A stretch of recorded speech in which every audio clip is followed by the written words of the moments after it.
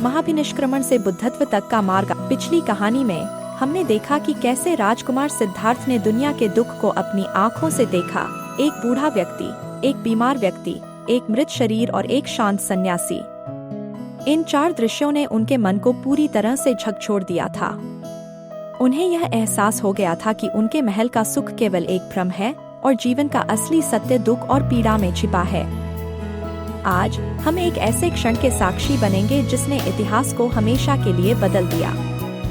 यह कहानी है एक ऐसे महान त्याग की, जहां एक राजकुमार ने अपने सिंहासन, अपने परिवार और अपनी सारी सुख सुविधाओं को छोड़कर एक अनजान राह पर निकलना स्वीकार किया। उनके मन में केवल एक ही प्रश्न था, क्या इस दुख से मुक्ति संभव है? आइए भगवान बुद्ध की महान यात्रा के 3रे अध्याय में प्रवेश करते हैं, जहां हम जानेंगे कि कैसे सिद्धार्थ ने सब कुछ छोड़कर ज्ञान की खोज में कठोर तपस्या का मार्ग अपनाया और बोधि वृक्ष के नीचे परम ज्ञान प्राप्त किया। मध्य रात्रि का समय था। पूरा कपिलवस्तु शहर गहरी नींद में सोया हुआ था। राजकुमार सिद्धार्थ अपने कक्ष में गए, जहां उनकी पत्नी यशोधरा और उनका नन्हा बेटा राहुल सो रहे थे। वह दोनों को आखिरी बार देखना चाहते थे। उनका हृदय प्रेम और करुणा से भरा हुआ था, लेकिन सत्य की खोज की तीव्र इच्छा ने उनके मन में एक दृढ़ संकल्प भर दिया था। उन्होंने अपने बेटे और पत्नी को एक आखिरी बार देखा और बिना उन्हें जगाए चुपचाप कमरे से बाहर निकल गए। बाहर उनका सारथी छन्न और उनका प्रिय घोड़ा कंकट इंतजार कर रहे थे। सिद्धार्थ ने अपने राजसी वस्त्रों को उतारकर साधारण वस्त्र पहने और अपने सिर के बालों को काट लिया, जो उस समय त्याग और वैराग्य का प्रतीक था। उन्होंने कंधक पर सवार होकर महल के द्वार से बाहर कदम रखा। उस समय ऐसा कहा जाता है कि देवताओं ने भी उनके इस महान त्याग को देखा और महल के दरवाजे चुपचाप खुल गए ताकि कोई बाधा न आए। महल से दूर जाकर उन्होंने छन्न को वापस भेज दिया और अकेले ही अपनी यात्रा शुरू की। उनका पहला लक्ष्य था ज्ञान की तलाश में सही गुरु को खोजना। वे सबसे पहले आलार कालाम के पास पहुंचे, जो उस समय के एक महान ऋषि और योगी थे। आलार कालाम ने सिद्धार्थ को योग और ध्यान की गहरी शिक्षा दी। सिद्धार्थ ने बहुत ही कम समय में इन शिक्षाओं को सीख लिया और अपने गुरु के स्तर तक पहुंच गए। आलार कालाम ने उन्हें अपना उत्तराधिकारी बनने का प्रस्ताव दिया, लेकिन सिद्धार्थ ने विनम्रतापूर्वक इनकार कर दिया। उन्हें लगा कि आलार कालाम की शिक्षाएं दुख के मूल कारण का समाधान नहीं करती। इसके बाद वे उद्दक रामपुत्र के पास पहुंचे, जो एक और प्रसिद्ध योगी थे। उन्होंने भी सिद्धार्थ को उच्च स्तर के ध्यान और समाधि की शिक्षा दी।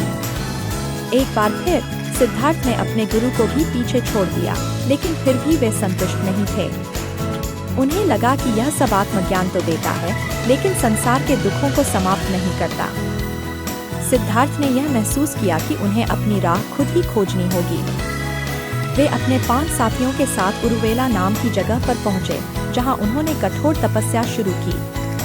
उनका मानना था कि शरीर को अत्यधिक कष्ट देकर ही आत्मा को शुद्ध किया जा सकता है और ज्ञान की प्राप्ति हो सकती है। उन्होंने सबसे पहले अपने भोजन को कम करना शुरू किया। वे दिन में केवल एक चावल का दाना या एक बेर ही खाते थे। उनका शरीर इतना कमजोर हो गया था कि उनकी हड्डियां साफ दिखाई देने लगी थीं। उनकी त्वचा सिकुड़ गई थी और उनकी आंखें अंदर धंस गई थीं। उनके साथी उनकी तपस्या देखकर चकित रह गए थे। वे बिना हिले डुले कई दिनों तक ध्यान में बैठे रहते थे। जब वे ध्यान में बैठे होते तो पक्षी उनके सिर पर घोंसले बना लेते और धूल उन पर जम जाती थी।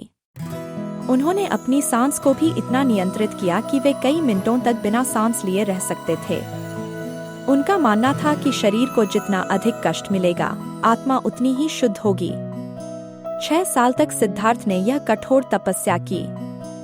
एक दिन वे इतने कमजोर हो गए कि चलते चलते गिर पड़े और बेहोश हो गए। जब उन्हें होश आया तो उन्होंने महसूस किया कि यह रास्ता सही नहीं है। उन्होंने सोचा, अगर मैं अपने शरीर को ही नष्ट कर दूंगा तो मैं ज्ञान कैसे प्राप्त कर पाऊंगा। तभी पास के गांव की एक महिला, जिसका नाम सुजाता था, उन्हें देखा। सुजाता ने उन्हें एक कटोरा भरकर खीर दी। सिद्धार्थ ने उस खीर को खाया और उनकी शक्ति लौट आई।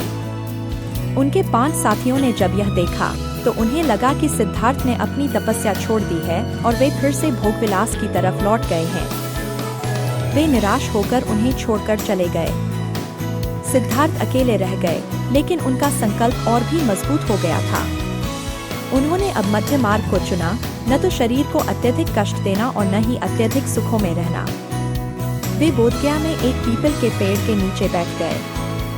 उन्होंने प्रतिज्ञा ली, जब तक मुझे परम ज्ञान की प्राप्ति नहीं होगी, मैं यहाँ से नहीं उठूंगा, भले ही मेरा शरीर यहीं क्यों न गल जाए। जब सिद्धार्थ ध्यान में बैठे थे तो मार, मोह, वासना और मृत्यु का देवता ने उन्हें रोकने की कोशिश की। मार ने सिद्धार्थ को डराने के लिए भयानक राक्षसों को भेजा, लेकिन सिद्धार्थ नहीं डरे।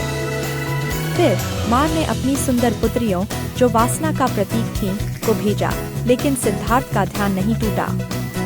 मार ने उन्हें उनकी सारी सुख सुविधाओं और राजसी जीवन का लालच दिया, लेकिन सिद्धार्थ अडिग रहे। अंत में मार ने पूछा, तुम्हारे इस ज्ञान का साक्षी कौन है? सिद्धार्थ ने शांत भाव से अपनी उंगलियों को धरती की ओर किया और कहा, यह धरती ही मेरी साक्षी है।